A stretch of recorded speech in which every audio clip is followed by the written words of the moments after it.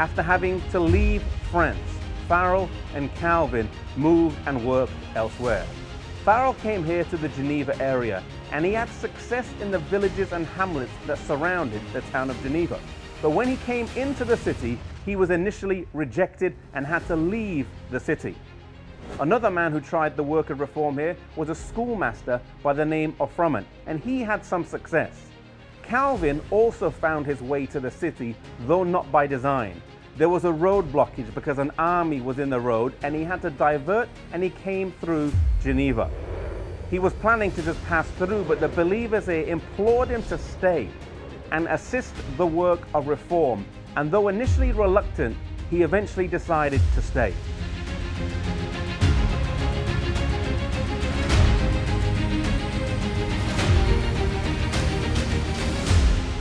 For nearly 30 years, he labored here in Geneva, firstly establishing a church that adhered to the morality of the Bible, and then for the advancement of the Reformation throughout Europe.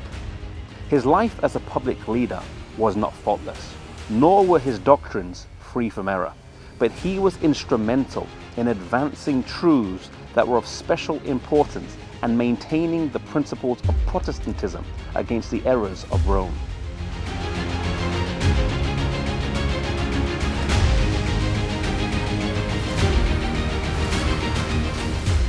Sometimes you can learn a lot about someone by what their enemies say about them at their death. Pope Pius IV said of John Calvin, "The strength of that heretic Calvin consisted in this, that money never had the slightest charm for him. If I had such servants, my dominion would extend from sea to sea."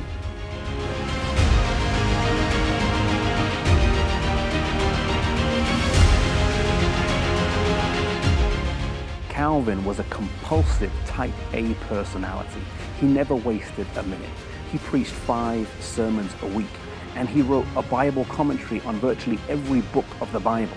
He also wrote countless theological articles on a wide variety of topics. He was not lazy. Even when he was on his deathbed, his friends urged him to refrain from his labors. He replied, "What? Should the Lord come and find me idle?" He lived a very modest life as well. He wasn't paid a large salary, but by the utmost frugality, he was able to save 3 years' annual salary that he left to his heirs when he passed away.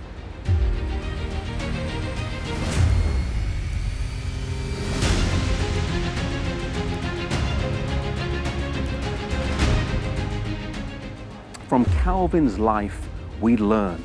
He's a man who sent missionaries throughout Europe. He's a man who wrote books and sent them throughout Europe. He's a man that had an influence far more wider reaching than just his church. But really, he started off just as the pastor of a church in Geneva.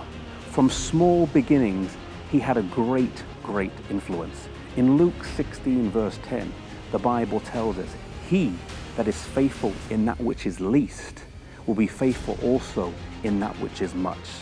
May we be faithful wherever God has placed us, in whatever small place or small thing it is, that we may be faithful should God give us greater responsibilities or a greater sphere of influence.